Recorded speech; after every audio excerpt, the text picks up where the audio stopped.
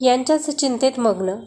आजन्म ब्रह्मचारी, स्नेहशील, विनोदप्रिय, छोट्यांपासून मोठ्यांपर्यंत साऱ्यांचे मित्र, मधुरवाणी, निराभिमानी, मोठेपणा, प्रतिष्ठा या गोष्टींना कधीच आपल्याजवळ फिरकू न देणारा.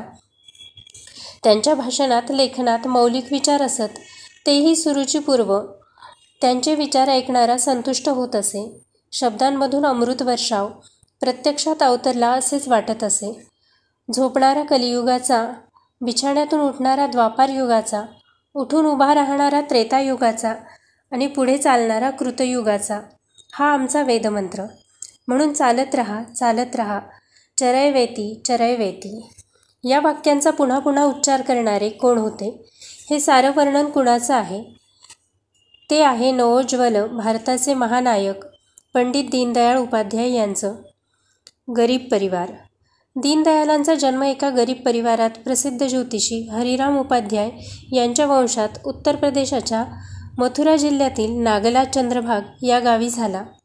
तो दिवस होता 25 सप्टेंबर 1916, सोमवार. सूर्योदयाच्या शुभसमयी माता रामप्यारीने पुत्रमुख पाहिले. सारे त्याला दीना म्हणू लागले. दीनदयालांचे वडील भगवती प्रसाद रेल्वेत कर्मचारी होते. नोकरीमुळे बराच वेळ ते घराबाहेरच असत.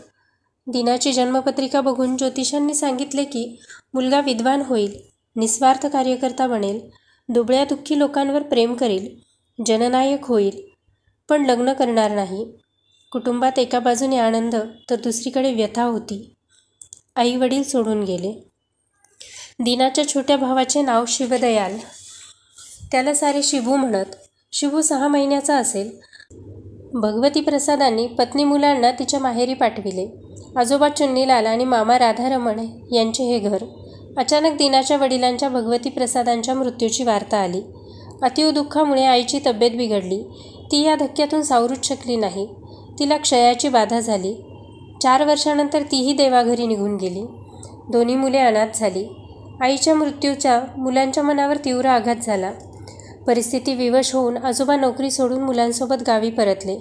आजी आणि आजोबांचे प्रेम काय, हाच तो मुलांना आधार राहिला. चोरांना घाबरला नाही. एक दिवस एक विचित्र घटना घडली. रात्रीचे 11-12 वाजले असतील.